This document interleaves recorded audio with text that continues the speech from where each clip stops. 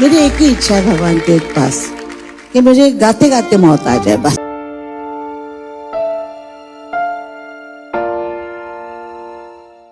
জীবনের শেষ ইচ্ছের কথা বলে গিয়েছিলেন আশা ভোসলে। তিনি বলেছিলেন, আমার একটা ইচ্ছে, আমি যেন গান গাইতে গাইতে মরতে পারি। হ্যাঁ ভিউয়ার্স, এক অনুষ্ঠানে এসে নিজের ইচ্ছের কথা এভাবে জানিয়েছিলেন আশা ভোসলে। জানা যায়, মৃত্যুর আগে গান গাইতে গাইতে নাকি শেষ নিঃশ্বাস ত্যাগ করেছেন তিনি। গত রবিবার সকালে সঙ্গীতের দুনিয়ায় শোকের ছায়া নেমে আসে। কিংবদন্তি সঙ্গীত শিল্পী আশা ভোসলে এই দুনিয়া পরিত্যাগ করেন। মুম্বাইয়ের ব্রিজ ক্যান্ডি হাসপাতালে শেষ নিঃশ্বাস ত্যাগ করেন আশা। মৃত্যুকালে তার বয়স হয়েছিল 92 বছর। তার প্রয়াণে অবসান ঘটল সঙ্গীতের স্বর্ণযুগের। হিন্দির পাশাপাশি বাংলাতেও অনেক গান গেয়েছেন আশা ভোসলে। তিনি যে গানেই কণ্ঠ দিয়েছেন সেই গানই সুপার ডুপার হিট হয়েছিল।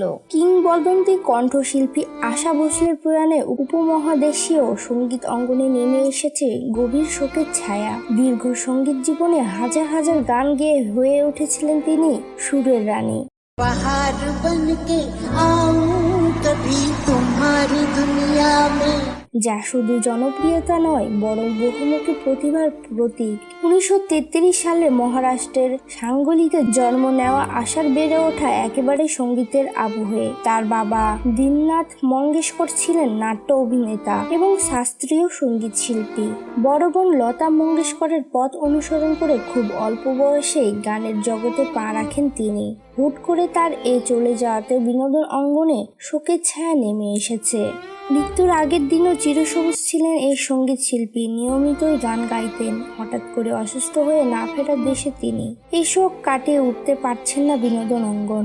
বলিউড থেকে টলিউড থেকে ঝাঁকে ঝাঁকে তারকারা এই শিল্পীকে শেষ শ্রদ্ধা জানাতে ছুটে আসছেন। ভেঙে পড়েছেন কান্নায়। কেউ কেউ স্মৃতিচরণ করে পোস্ট দিচ্ছেন। তবে আশা ভোসলের শেষ ইচ্ছে ছিল তিনি যেন গান গাইতে গাইতে মরতে পারেন। এমনটাই মৃত্যুর আগে বলে গিয়েছিলেন তিনি। এদিকে আশাজিকে শেষ শ্রদ্ধা জানাতে ছুটলেন বিদ্যা বালান, সঙ্গে ছিলেন উর্মিলা। হ্যাঁ ভিউয়ার্স, কণ্ঠশিল্পী আশাজির মৃত্যুতে যেন বলিউডে শোকের ছায়া নেমে এসেছে। একে একে শিল্পী সহ বলিউডের বড় বড় তারকারা ছুটে যাচ্ছেন শেষ শ্রদ্ধা জানাতে আশাজিকে। এবার দেখা গেল বিদ্যা বালানকে গাড়িতে করে যাচ্ছেন দেখতে। তার সঙ্গে ছিলেন উর্মিলা। সেই মুহূর্ত পাপারাজিরা ক্যামেরা বন্দি করে নিয়েছেন।